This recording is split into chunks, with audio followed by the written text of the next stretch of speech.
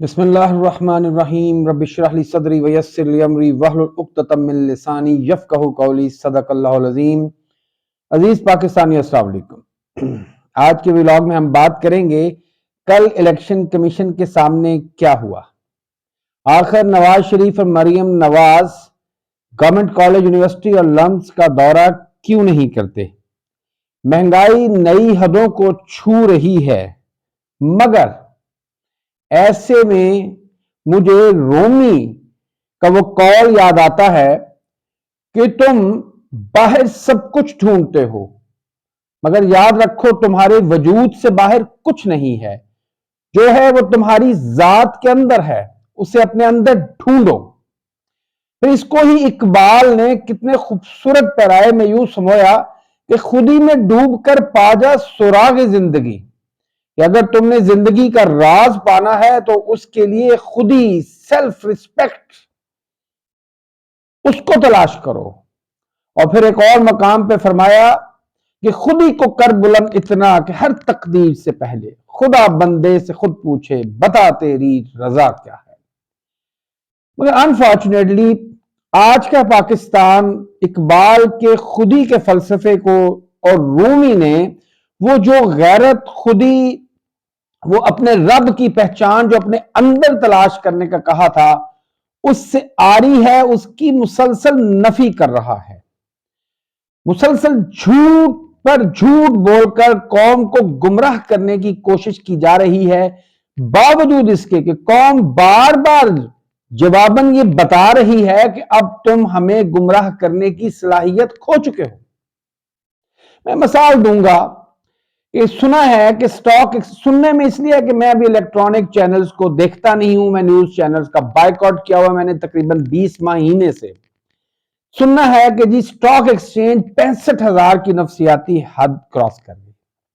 حیران کن بات ہے کہ اس میں جو سب سے زیادہ ترقی ہوئی ہے وہ آٹوموبائل سیکٹر میں ہوئی ہے، مگر اس سے زیادہ جو شرمناک بات یہ ہے کہ وہ ہے کہ ٹویوٹا، سوزوکی اور انڈس موٹرز نے اور ہونڈا والوں نے اپنے بہت سے پلانٹس موٹر سائیکلوں اور گاڑیوں کے وقتی طور پر شٹ ڈاؤن کر دی ہیں، کیونکہ ان کے پاس گاڑیوں کی اتنی ڈیمانڈ ہی نہیں ہے، لوگوں میں گاڑیاں خریدنے کی سخت کم ہوتی جا رہی ہے۔ مگر حیران کن طور پہ آٹوموبائل سیکٹر اوپر جا رہا ہے۔ اس کی ایک اور شرمناک مثال یہ ہے کہ پنجاب بینک جب یہ ہمارا سٹاک ایکسچینج 50,000 کی حد سے نیچے تھا تو پنجاب بینک کے ایک شیئر کی قیمت 125 روپے تھی۔ اب جب یہ 65,000 کی حد کراس کر چکا ہے تو اس کا ایک شیئر محض 5 روپے کا رہ گیا۔ میں تو سمجھتا ہوں کہ نہ جانے یہ سٹاک ایکسچینج کا ڈرامہ کر کے قوم کو کیوں گمراہ کرنے کی کوشش کی جا رہی ہے۔ اس چیز کو سمجھیں، قوم بہت باشعور ہو چکی ہے۔ عمران خان نے وہ جو شعور کا جن تھا اس کو بوتل سے باہر نکال دیا ہے، اور بوتل سے باہر نکلے جن کو بوتل میں اس وقت تک واپس نہیں ڈالا جا سکتا جب تک کہ وہ جن خود اس بوتل میں واپس نہ جانا چاہے۔ انسانوں کے بس کا کام نہیں ہے، اور یہی وہ مسئلہ ہے کہ قوم کو بتایا جا رہا ہے کہ تمہارا ٹینک فل ہے، اس کا انڈیکیٹر دیکھو یہ فل ہے، مگر جب وہ سیلف سٹارٹ کرنے کی گاڑی کو کوشش کرتے ہیں تو پتہ چلتا ہے کہ گاڑی میں تو پیٹرول ہی نہیں ہے۔ آٹا، چینی، دالیں، چکن، یہ وہ چیزیں ہیں جن کی قیمتیں پچھلے ایک ہفتے میں بڑھی ہیں۔ میں قوم کو بتاؤں کہ پچھلے ہفتے پاکستان میں مہنگائی کی شرح 41.28% تھی، جو کہ محض ایک ہفتے میں 1.4% بڑھ کے 42.68% پر پہنچ گئی ہے۔ اور وہ تمام بنیادی ضرورت کی چیزیں جو ایک عام انسان کی ضرورت ہیں وہ مہنگی ہوئی ہیں۔ بجلی کو 3.25 روپے فی یونٹ مہنگا کر دیا گیا ہے۔ جب گیس کی قیمت اب یکمشت 192% سے 400% تک بڑھا دیں تو پھر کیسے ایک غریب کی زندگی میں بہتری آ سکتی ہے۔ میں راولپنڈی کا رہائشی ہوں، یہاں کے نان بھائیوں نے روٹی اور سادہ نان کی قیمت 30 روپے کر دی ہے۔ اب بتائیں غریب اور عام انسان کیا کرے؟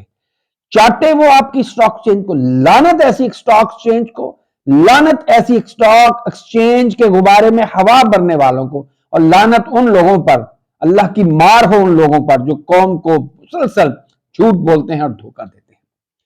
اسی قسم کا ایک جھوٹ کا ڈرامہ کل چیف الیکشن کمشنر کے سامنے کیا گیا۔ ایسے میں جب اکبر ایس بابر کی وہ سماعت ہو رہی تھی، تقریباً 2 سے 3 درجن لوگ اچانک کہیں سے ریڈ زون میں نمودار ہوئے۔ ان کے پاس ایک ہی سائز کے، ایک ہی کٹنگ کے پلے کارڈز تھے، ان پر ایک ہی سیاہی سے کچھ تحریریں تھیں، اور نظر آ رہا تھا کہ وہ تحریریں لکھنے والا بھی کوئی ایک ہی شخص ہے، کوئی ایک ہی وہ ماسٹر مائنڈ ہے جس نے وہ سارے جملے لکھے۔ کہا گیا جی یہ پی ٹی آئی کے ورکرز ہیں۔ میں قوم کو یاد کراتا چلوں کہ 25 مئی 2022 ہو یا پھر 9 مئی اور یا پھر پچھلا 20 مہینے، ریڈ زون کو پی ٹی آئی اور اس کے ورکرز کے لیے آؤٹ آف باؤنڈ کر دیا گیا۔ اس ریڈ زون میں پی ٹی آئی کے ممبر پارلیمنٹس بھی جو تھے وہ احتجاج نہیں کر سکتے تھے، مگر یہاں فضل الرحمان اور اس کے حرام خور حلوہ خور گماشتوں کو پہنچنے کی اجازت دی گئی تاکہ وہ سپریم کورٹ کو دھمکا سکیں، وہ سپریم کورٹ پر اپنی دھوس اور دھاندلی بتا سکیں، دنیا کو بتا سکیں کہ یہ ریاست نہیں ہے، یہ جاہلوں کا اور انتہا پسندوں کا ایک مجموعہ ہے، ایک گڑھا ہے۔ اور اس ریڈ زون میں جہاں سیاسی کارکن نہیں آ سکتا، وہاں اچانک 30-35 لوگ اکٹھے ہو جاتے ہیں، ہاتھوں میں پلے کارڈز اٹھائے ہوئے ہیں، اور وہ پی ٹی آئی کے انٹرا پارٹی الیکشن کا احتجاج کر رہے تھے۔ مگر 2 بچارے سادے سے یوٹیوبر نے سارے ڈرامے کو فلاپ کر دیا۔ ان یوٹیوبر نے جب ان کارکنوں سے پوچھا کہ آپ کس کے خلاف آئے ہیں، انہوں نے کہا جی ہم اس چیئرمین کے انتخاب کے خلاف۔ انہوں نے کہا یہ چیئرمین کا انتخاب کس نے کیا ہے؟ انہوں نے کہا جی حکومت نے کیتا ہے، حکومت نے اس چیئرمین کو منتخب کیتا ہے تو ہمیں وہ منظور نہیں ہے۔ یعنی کہ اتنے بیوقوف اور جاہل لوگ، اور شاید ان بیچاروں کو کسی کو 2000 دیے ہوں گے، کسی کو 3000، کسی کو آٹے کا ایک بیگ دیا ہوگا، ان کے منہ میں اتنی ہی ہڈی ڈالنی ہوتی ہے، اس سے زیادہ ان کی اوقات نہیں ہوتی۔ ان کو بھیجا گیا۔ حیران کن طور پہ وہ خود کو پی ٹی آئی کا ورکرز کہہ رہے تھے، مگر کسی ایک کے ہاتھ میں بھی پی ٹی آئی کا ایک بھی جھنڈا نہیں تھا۔ اس سے آپ بخوبی اندازہ لگا سکتے ہیں کہ کتنی ڈٹائی، بے شرمی سے چند جاہل اور چند دماغی طور پہ انتہائی مفلوج لوگ اور مفلوق الحال لوگ یہ ڈرامے آرکسٹریٹ کر رہے ہیں، یہ سٹیج ڈرامے تیار کر رہے ہیں جو 1 منٹ سے پہلے فلاپ ہو جاتے ہیں۔ اور پھر جب تھوڑی سی اس کو گہرائی میں دیکھا گیا تو پتا چلا کہ وہ سارے کے سارے طارق فضل چودھری، جو کہ ایک زمینوں پہ قبضہ کرنے کے ایکسپرٹ ہیں، پی ایم ایل این کے سابقہ ایم این اے، یہ ان کے حلقے کے لوگ ہیں، یہ پی ایم ایل این کے کارکن ہیں، یہ وہ کرائے کے ٹٹو ہیں جن کو طارق فضل چودھری نے چند گاڑیوں میں بھر کر وہاں بھیجا۔ انہوں نے ڈرامہ کیا اور یوں الیکشن کمیشن کے سامنے یہ تاثر دینے کی کوشش کی گئی کہ پی ٹی آئی کا ورکر جو ہے وہ پی ٹی آئی کے انٹرا پارٹی انتخابات کو تسلیم نہیں کرتا۔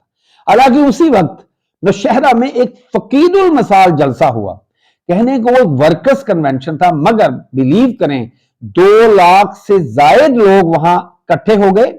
کوئی بڑا لیڈر نہیں تھا، کوئی سٹیج نہیں تھا، کوئی پبلسٹی نہیں تھی، کوئی گاڑیاں نہیں بھیجی گئیں، کوئی قیمے والے نان نہیں کھلائے گئے، کوئی بریانیوں کے ڈبے نہیں بانٹے گئے۔